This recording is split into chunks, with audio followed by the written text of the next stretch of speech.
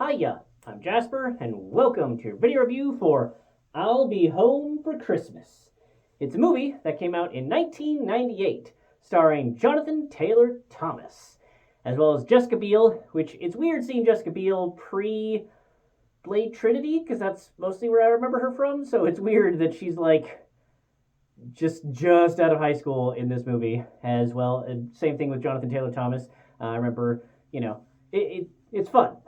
So, I watched this movie for the first time this year. I don't know why I haven't watched it before, but I watched it for the first time, so I don't have all the nostalgia going on for the storyline from having seen it before, because I haven't. But I do like the actors involved in it, so, I'm biased in that way.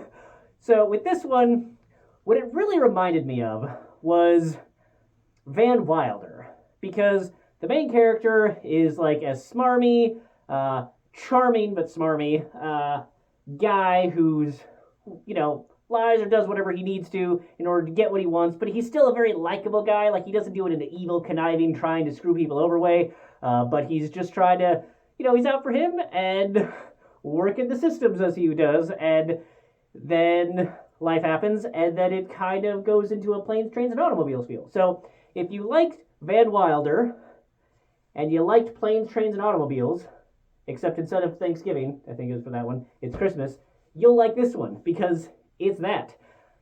It's also really, really funny to watch this movie now, because you probably know this, but cell phones are a thing now. Pretty popular amongst, I don't know, everyone that can type at all.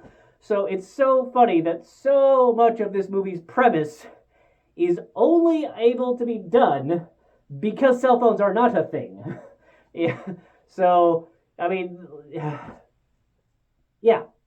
It's so funny to think about how many movies nowadays, if they're set nowadays, you can't have the problems of like, oh, I can't get a hold of the person. Because cell phones are everywhere. So it's fun to see this type of movie facilitated by the time period in which it was made.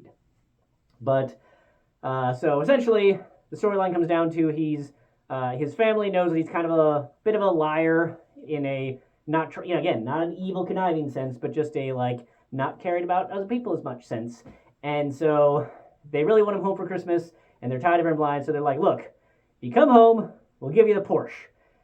And so he's like, and you got to get home by this day and this time, or you're not going to get it. So he's trying to get there, but complications ensue. So, not able to make his flight, not able to do this, that, and the other thing. And how does he get across the country within that time frame? And yeah, it's funny. It's definitely, it's definitely one of those movies where it's a comedy movie where, laws and kind of like Black Sheep, if you will, Black Sheep and Tommy Boy, those type of movies where like, okay, that's not exactly how the law would work, but you kind of forgive it because it's the universe that it's built as a comedic universe of how things will work.